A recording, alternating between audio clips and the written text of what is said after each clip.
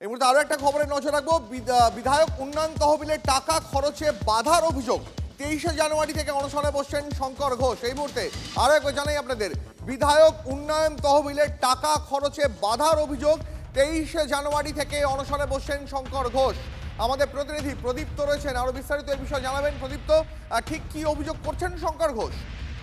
দেখো, এটা কিন্তু শঙ্কর ঘোষের একেবারে দীর্ঘদিনের অভিযোগ। অর্থাৎ তিনি বিধায়ক হওয়ার পর থেকেই তিনি যে অভিযোগ করছেন যে শিলিগুড়ি এলাকায় তিনি যখনই উন্নয়নের কাজ করতে গিয়েছেন, বিধায়ক উন্নয়ন তহবিলের যে অর্থ খরচ করার কাজ করতে গিয়েছেন, ততবারই রাজ্য সরকারের তরফ থেকে প্রতিবন্ধকতা এসেছে এবং তার প্রতিবাদেই তিনি আগেই ঘোষণা করেছেন যে 23শে জানুয়ারি তিনি অবস্থান অনশন কর্মসূচিতে বসবেন।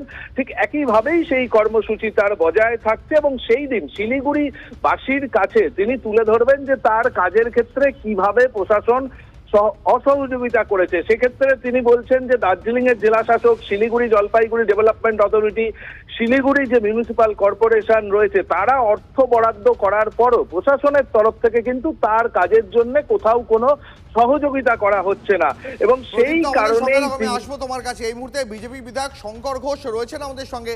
শঙ্কর বাবু, আপনি অভিযোগ করছেন বিধায়ক উন্নয়ন তহবিলের টাকা আপনাকে খরচ করতে বাধা দেওয়া হচ্ছে। কারা বাধা দিচ্ছে আর ঠিক কি কারণে আপনি অনশনে বসছেন, যদি আরো একবার বলেন। দেখুন, আমি ধারাবাহিকভাবে এই বিষয় তুলেছি।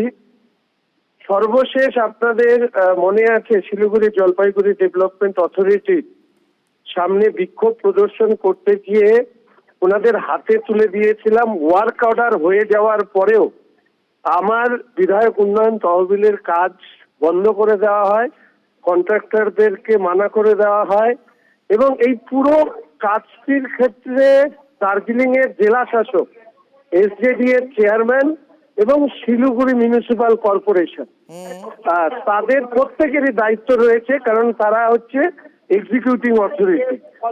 এর আগে আমি বলেছিলাম যে বিধানসভার শীতকালীন অধিবেশন যদি হয় তাহলে সেই অধিবেশনে আমি অনশন অবস্থানে বসবো। তো বিধানসভার শীতকালীন অধিবেশনের তো আর কোনো খোঁজ নেই, ফলে স্বাভাবিকভাবেই 23শে জানুয়ারি নেতাজিকে স্মরণ করেই এই অনশনটা করব, যাতে শিলিগুড়ির নগরবাসী তারা অন্তত জানতে পারে তাদের জন্য প্রাপ্য যে অর্থ উন্নয়নের, সেটাকে নিজ সংকীর্ণ রাজনীতি করতে গিয়ে কিভাবে উন্নয়ন থেকে শিলিগুড়িকে বঞ্চিত করা হচ্ছে। বেশ, অনেক ধন্যবাদ আপনাকে। আরেকবার জানাই আপনাদের, বিধায়ক উন্নয়ন তহবিলের টাকা খরচ করতে বাধা দেওয়া হচ্ছে। এই অভিযোগে 23শে জানুয়ারি অনশনে বসছেন শিলিগুড়ির বিজেপি বিধায়ক শঙ্কর ঘোষ। তার অভিযোগ, দার্জিলিং এর জেলা শাসক এসজেডি এর বিরুদ্ধে অসহযোগিতার অভিযোগ করেছেন তিনি, আর তাই তিনি অনশনে বসছেন নেতাজির জন্মদিনে। সেই দিনটিকে বিশেষ গুরুত্ব দিয়ে সেদিনই তিনি অনশনে বসবেন, এমনটাই জানালেন টিভি9 বাংলাকে শিলিগুড়ির বিজেপি বিধায়ক শঙ্কর ঘোষ। আমি আরো একবার প্রদীপ্তর কাছে চলে যাব।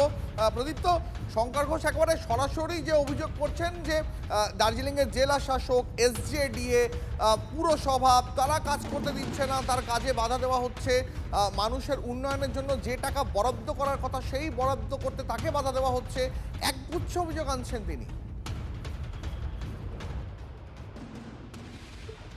কথা বলবো প্রদীপ্তের সঙ্গে, তবে তার আগে আরো একবার আপনাদের জানিয়ে রাখি, বিধায়ক উন্নয়ন তহবিলের টাকা খরচে বাধা দেওয়ার অভিযোগ 23শে জানুয়ারি অনশনে বসছেন শিলিগুড়ির বিজেপি বিধায়ক শঙ্কর ঘোষ। কালনায় এসআইআর ডকুমেন্ট নিয়ে বিপত্তি।